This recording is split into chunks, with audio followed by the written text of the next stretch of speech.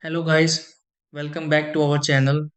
If you are trying to move your Samsung refrigerator for cleaning, checking behind it, or simply repositioning it in the kitchen, you may notice the wheels do not move as easily as expected.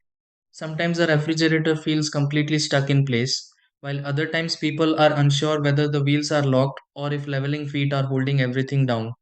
Since many Samsung refrigerator models use stabilizing features to prevent shifting, unlocking the wheels correctly can make moving the appliance much easier.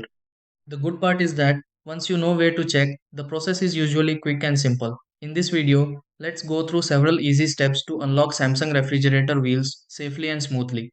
Try these. Step 1. Pull the Samsung refrigerator forward slightly to check if movement feels blocked. Step 2. Look underneath the Samsung refrigerator for leveling feet or wheel locks. Step 3. Adjust the bottom support on the Samsung refrigerator if wheels stay locked in place.